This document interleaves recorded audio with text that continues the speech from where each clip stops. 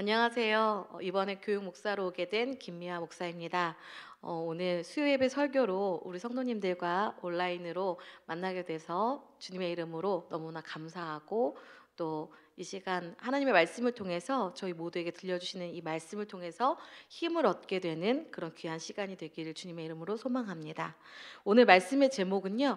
토기장이의 손에 있음같이라는 말씀입니다. 오늘 저희가 읽은 예레미야의 말씀의 배경은 이렇습니다. 먼저는 예레미야에 대해서 우리가 알아봐야 하는데요. 예레미야 선지자가 누구인가? 그에 대한 설명이 예레미야서 1장 말씀에 있습니다. 먼저 5절 말씀을 보면요. 5절 말씀에 예레미야는 태어나기도 전에 거룩하게 구별하여 여러 나라에 보낼 예언자로 세우셨다라고 하나님께서 말씀해 주십니다. 그리고 7절 말씀을 보면요. 누구에게 보내든지 가야 하고 무슨 말을 명하든지 그대로 전해야 하는 사명을 갖고 태어난 그런 사명이 있는 사람이었습니다. 그리고 10절 말씀에 보면요. 예레미야가 전해야 할 말은 그것들을 뽑고 파괴하며 파멸하고 넘어뜨리며 건설하고 심게 하겠다라는 것을 말씀해 주십니다. 그러니까 예레미야가 이스라엘 백성들에게 전해야 하는 메시지는요. 지금 특별히 유다가 멸망으로 향하는 이런 정말 어려운 암울한 시대 가운데서 희망의 메시지를 전하면 좋으련만 하나님께서 예레미야를 통해서 주신 말씀은 너희가 멸망할 것이다. 내가 너희를 멸망시키겠다라는 그러한 메시지였다는 것입니다. 이스라엘이 이렇듯 멸망한 이유는 무엇일까요? 하나님께서 이 예레미야서 말씀 가운데 계속 끊임없이 말씀해 주시는 것이 있는데 무엇이냐면 하나님께서 주신 약속의 땅을 더럽혔기 때문입니다. 순종하지 않았기 때문이고 하나님을 하나님으로 인정하지 않는 믿지 못하는 이러한 이스라엘 백성들에 대한 하나님께서 정말 하나님께서 이들을 벌하시고 이런 멸망의 길로 가게 되었다는 것입니다. 영광의 하나님을 아무 쓸데없는 우상들로 바꾸어 버렸습니다. 그 하나님께서 정말 이스라엘 백성들을 사랑하는 백성들을 약속의 땅으로 인도해 주셨는데 그 약속의 땅에서 어떻게 합니까?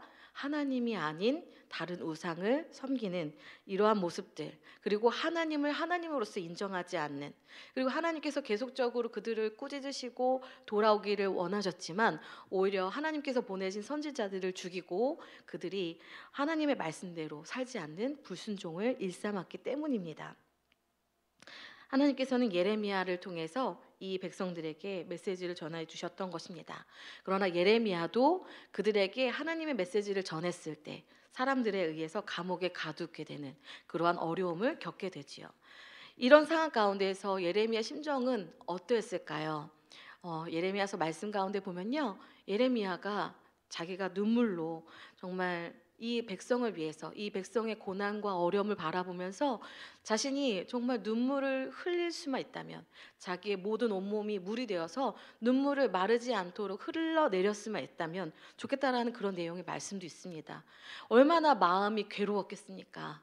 내가 사랑하는 나라, 내 조국이 하나님 앞에 불순종함으로 인해서 멸망되는 그런 것들을 보게 되는 이런 어려움들, 아픔들이 예레미야의 마음을 굉장히 힘들게 했을 것입니다.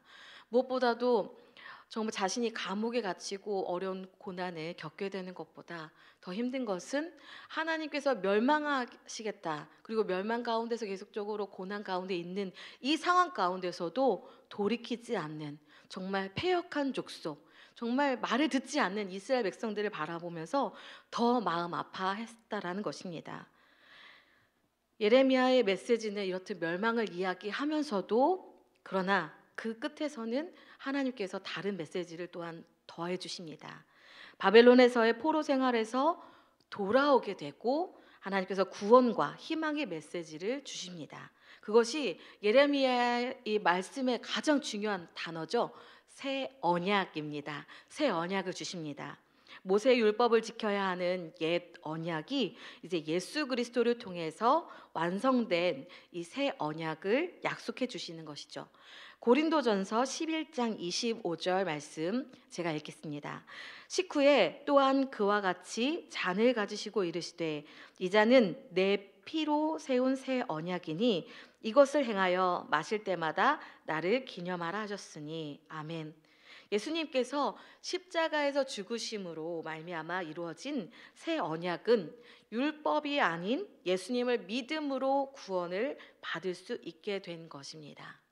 이제 더 이상 모세의 율법을 지키냐 안 지키냐, 그래서 지키지 못하는 그 백성들을 바라보면서 힘들어하셨던 그 정말 불가능한 그런 이스라엘 백성들이 아니라 이제 예수 그리스도를 통해서 예수님을 믿으면, 예수님을 주로 시인하면 구원을 받게 되는 새 언약을 주시게 되셨다는 것입니다. 제가 예전에 아주 좀 시간이 지났지만 도예를 배우는 공방을 잠깐 다닌 적이 있습니다.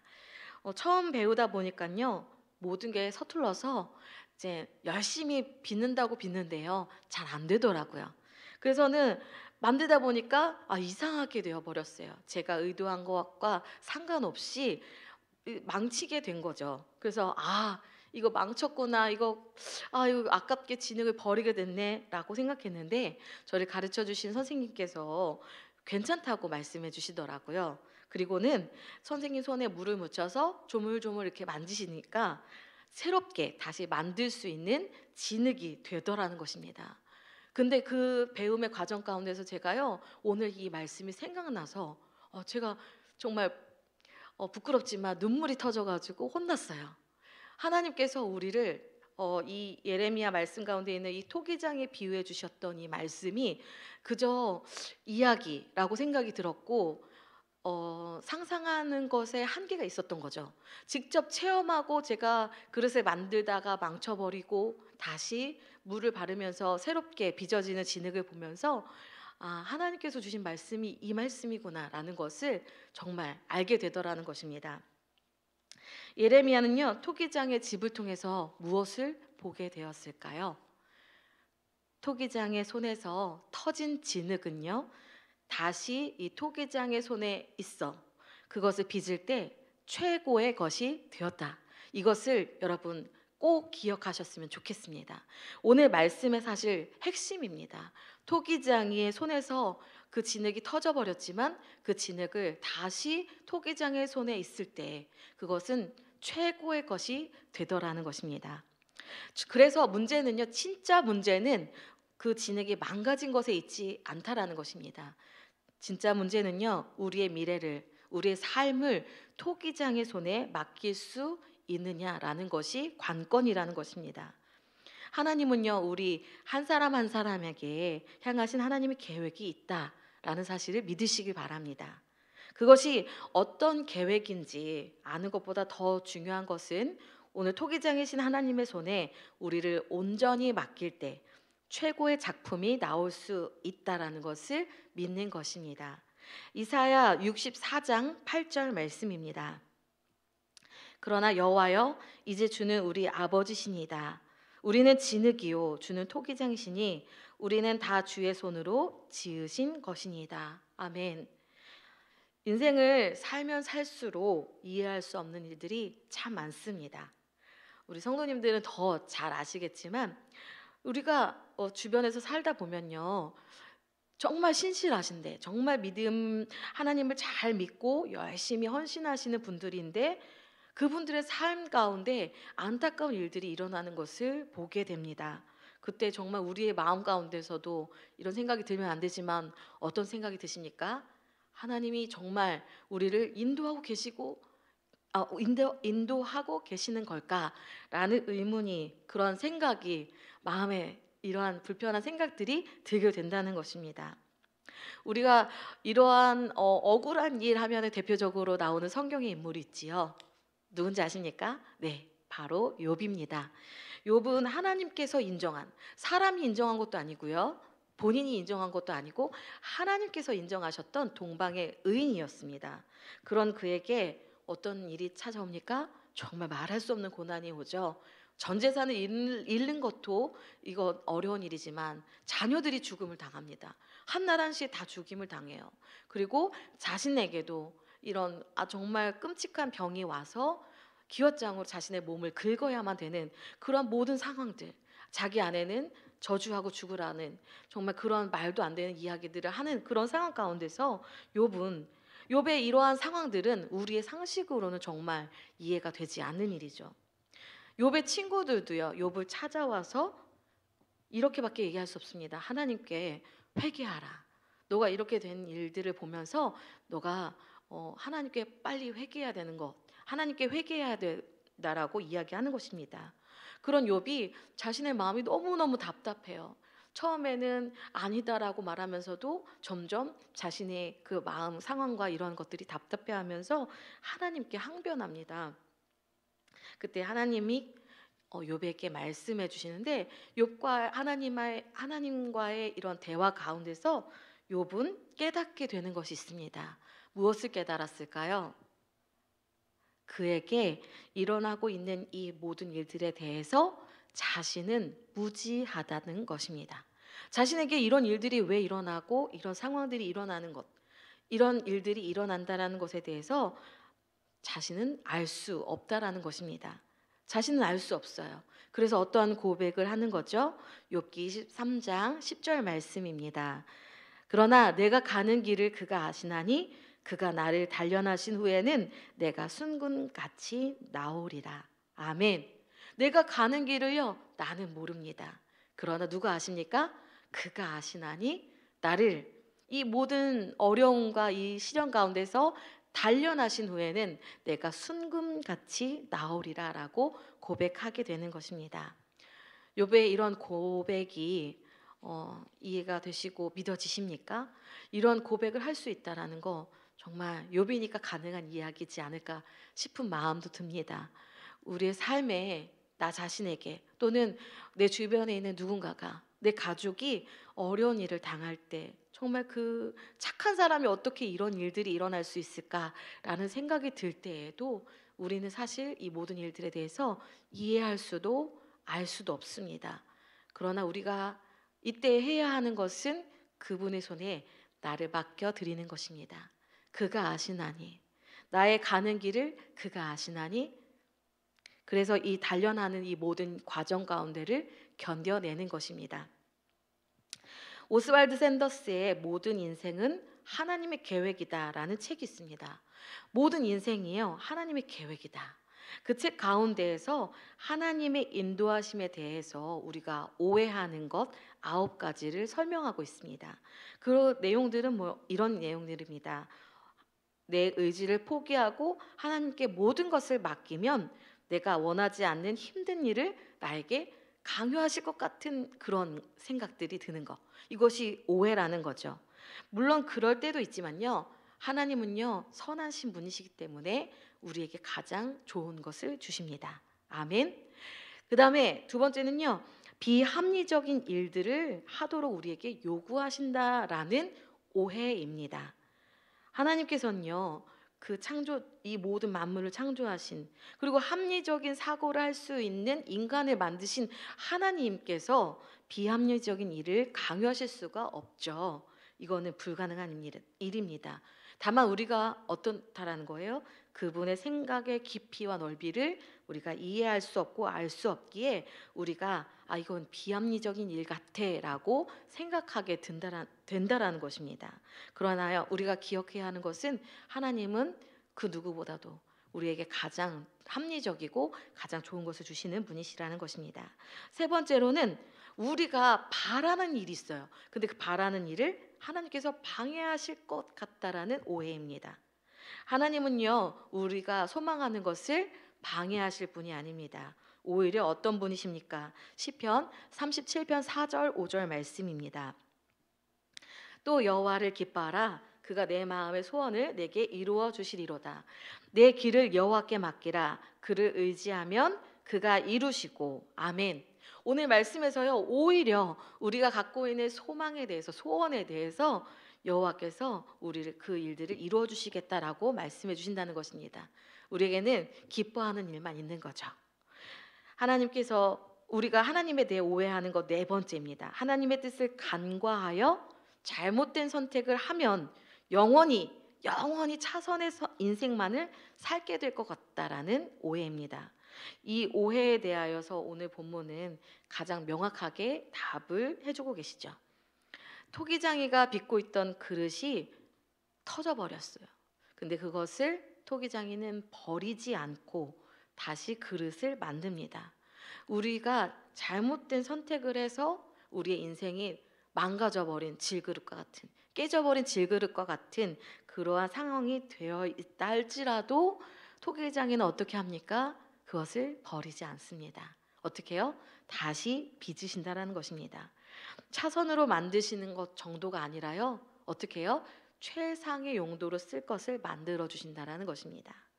다섯 번째는요. 인도하심의 형태는 성령이 우리 생각이나 마음에 주시는 어떤 인상의 어떤 감상의 형태로서 어떤 강렬한 감정을 동반한다라는 오해입니다. 우리가 어떤 생각이나 마음의 감정적인 부분으로 우리를 인도하신다라고 우리가 오해할 수 있습니다. 여섯 번째는요. 우리의 직감이 하나님의 음성이라는 오해입니다. 이것은 성경적인 근거도 전혀 없는 것도 없지만 어떤 경우이든 우리의 직관은 우리가 모든 정보보다 신뢰하기 어렵습니다. 하나님께서 우리의 어떤 직관적인 부분들로 우리를 인도하시는 분이 아니시라는 것입니다. 일곱 번째는요. 일이 잘 풀리는 것은 무조건 하나님의 신호다. 그래서 그대로 밀고 나가야 한다라는 오해입니다. 이런 때도 물론 있습니다. 그러나 모든 경우에 이렇지 않다라는 거죠. 성경에서 어떤 일이 있었죠? 요나가 도망가려고 할 때 마침 때 맞춰 배가 준비되어 있었다는 그 사실을 우리는 기억해야 합니다. 여덟 번째는요. 기회의 문이 닫히면 다 끝났다라는 오해입니다. 모든 문이 닫혔다라고 생각하는 그 시점에서 다 끝났다. 이제 모든 게 다 소망이 없다, 희망이 없다라고 생각하는 것입니다. 그러나 아니라는 것입니다. 모든 문이 닫혔을 때 하나님께서는 우리의 사방에 막혀 있을 때에도 하늘을 열어주셔서 그 하늘을 통해서 하나님을 바라보게 하시고 어디든 하나님께서는 다시금 그 기회를 주신다는 것입니다. 우리에게는 끝나는 것은 우리의 상황이나 하나님께서 허락하지 않으시면 우리에게 끝나는 그런 시점은 없다라는 것입니다. 마지막으로 아홉 번째입니다. 머리를 비웠을 때 마음에 떠오르는 생각을 하나님의 인도하심으로 받아들인다. 이런 오해입니다. 성경은 우리에게 마음을 비우라고 이야기하지 않습니다. 다른 종교들에서 보면은 마음을 비워야 한다. 그래서 뭐 수행도 하고 뭐 여러 가지 고난적인 일들을 하죠.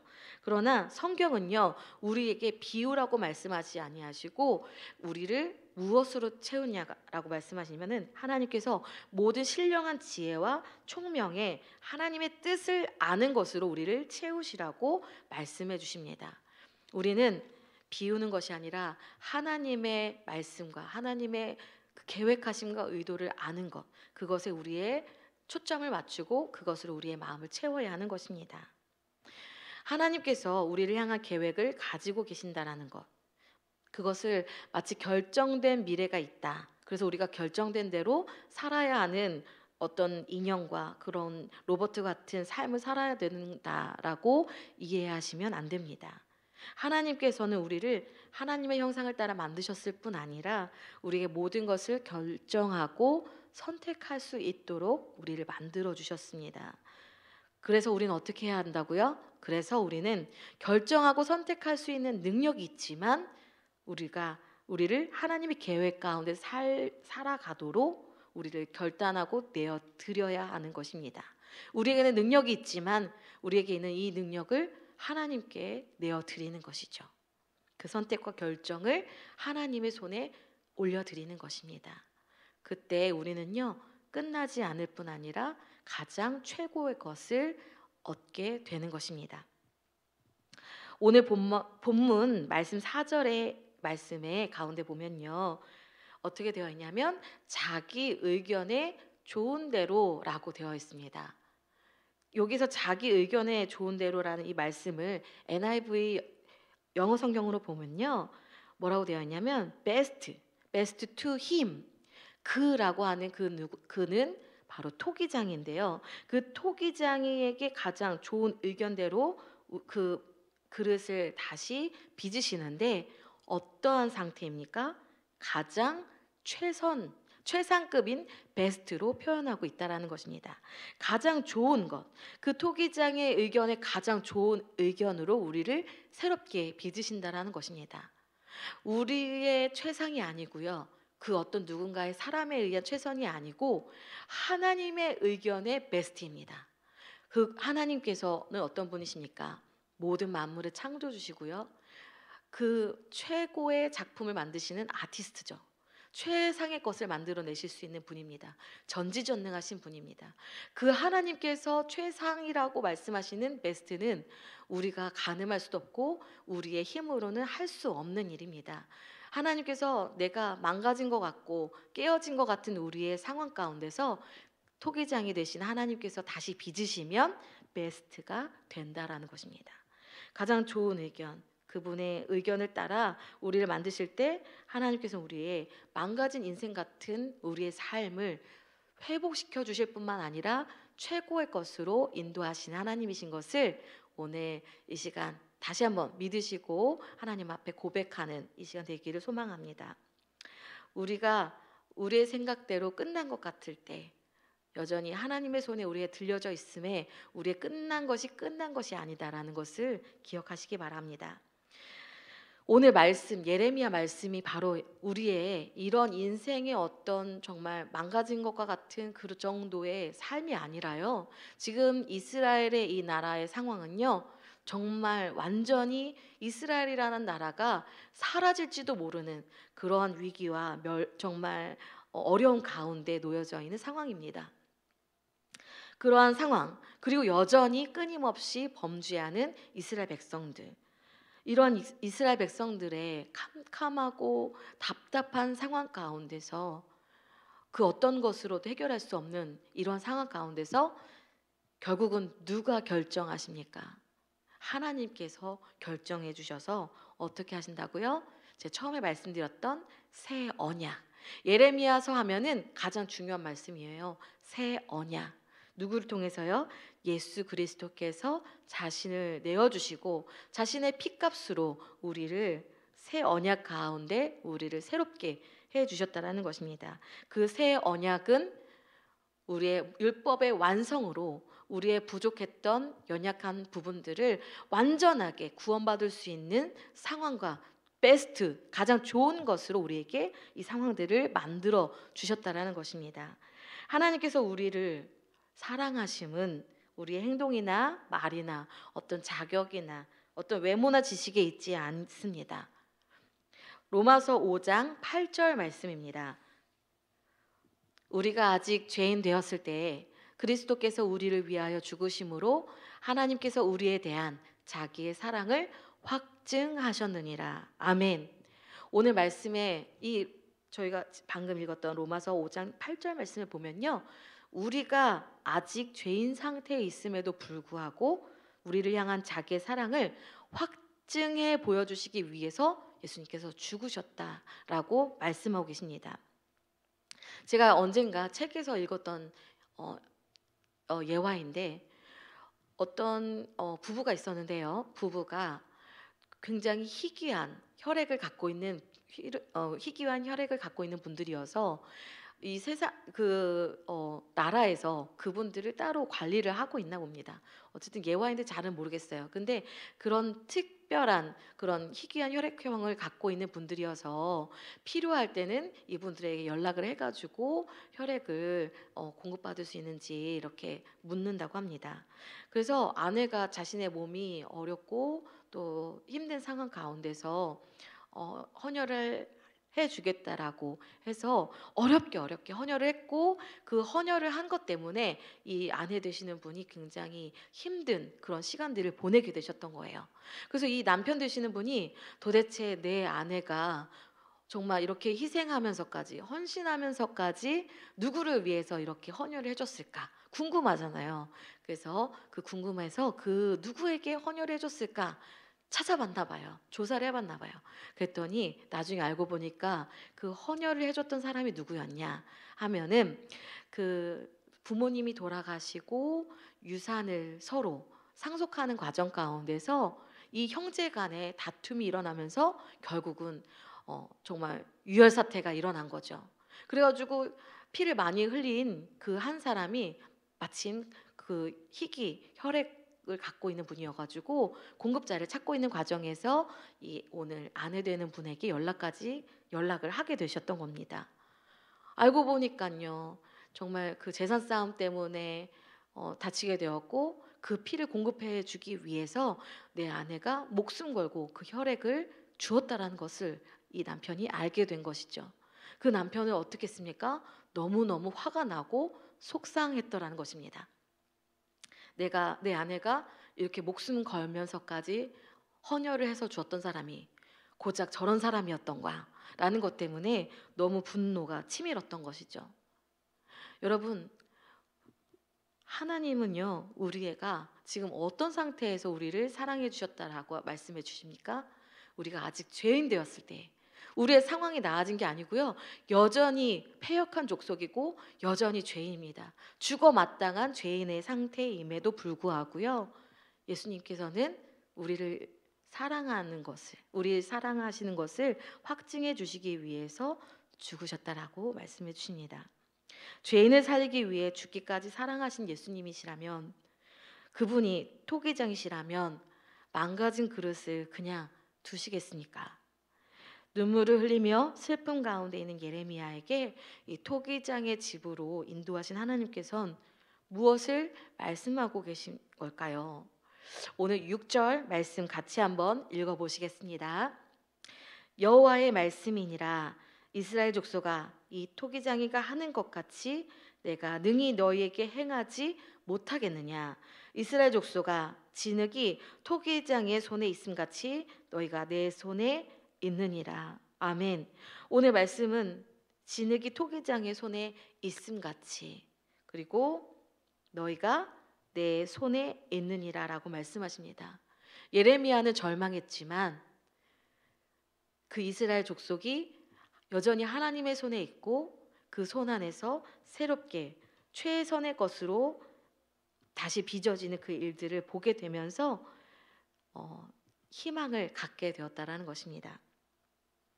2023년을 마무리하면서 2024년 새해를 떠올릴 때 어떠셨습니까? 여전히 설레임이셨습니까? 아니면은 두려움을 가지셨습니까? 아니면 낙심하셨습니까? 여러분과 저는요, 아직 토기장의 손에 있습니다. 지금 깨어진 질그릇처럼 되었지만 토기장이신 예수님께서 우리를 다시 만들어 주십니다. 아멘. 우리를 회복시켜 주십니다. 아멘. 이것을 믿는 저와 여러분 모두가 되시기를 소망합니다. 오늘 이 말씀을 묵상하면서 예전에 보았던 영상이 떠올랐습니다. 한번 영상을 보시겠습니다. 서너 살짜리 아이들의 이런 낙서들 익숙하시죠?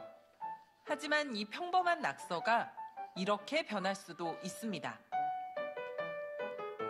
이 멋진 작품들의 공동작가인 캐나다 화가 루스 우스터만과 그녀의 2살 배기 딸 이브를 소개합니다.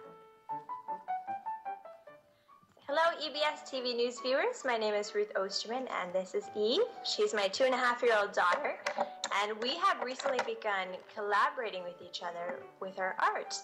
So she will begin a sketch for me. She'll sketch out. She will give me inspiration and guidance as to what direction to take it in, and I will take her sketch and paint over top of it and kind of include her scribbles and drawings and turn a painting out of it. And we are very excited to share this with you in our process, and we hope you enjoy it. 네, 한번 그림을 띄워주시겠어요? 네, 이 그림은요, 딸이 2살일 때 그렸던 그림을 이제 엄마가 멋진 작품으로 탄생시킨 그러한 그림입니다.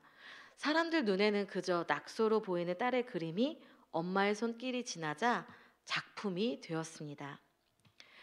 우리가 무서운 죄를 짓고도 죄가 없다고 말하며 오히려 평화라는 거짓을 외치는 이스라엘 백성들에게는 일말의 희망을 보일 수도 없고 기대할 수도 없었습니다. 그런 이스라엘 하나님께서는 사랑으로 회복시켜 주셨습니다. 저와 여러분 성도님들 가운데서도 어쩌면 지금 이 순간들이 끝이야, 모든 것이 끝났어, 내 인생에는 소망이 없어라고 그러한 생각이 드실 수도 있습니다. 그때 오늘 토기장이를 기억하셨으면 좋겠습니다. 토기장이의 손에 있음이 우리에게는 여전히 끝이 아니라 여전히 진행형이고 그 마침내 끝끝내는 하나님의 보시기에 가장 좋은 것으로 우리를 빚어주신다라는 사실을 우리는 꼭 믿어야 하는 줄 믿습니다. 하나님께서 우리의 삶 가운데 이루시를 은혜와 기적을 날마다 경험하게 되는 우리 해명교회 가족 모두가 되시기를 주님의 이름으로 축복합니다. 기도하시겠습니다. 하나님 감사합니다. 구원을 받을 자격도 능력도 그 무엇 하나 가진 것 없는 저희를 오직 하나님의 긍휼과 자비로 살려주심을 감사합니다. 깨어진 질그릇 같은 저희를 토기장이신 하나님의 손에 올려드리오니 다시 빚어주시고 새롭게 해주시옵소서. 오늘 말씀을 통해 주님 안에서 다시 살아갈 힘을 얻게 하옵소서. 우리 구주 예수님의 이름으로 기도드립니다. 아멘. 하늘에 계신 우리 아버지여, 이름이 거룩히 여김을 받으시오며 나라가 임하시오며 뜻이 하늘에서 이루어진 것 같이 땅에서도 이루어지이다. 오늘 우리에게 일용할 양식을 주시옵고 우리가 우리에게 죄 지은 자를 사하여 준 것 같이 우리 죄를 사하여 주시옵고 우리를 시험에 들게 하지 마시옵고 다만 악에서 구하시옵소서. 나라와 권세와 영광이 아버지께 영원히 있사옵나이다. 아멘.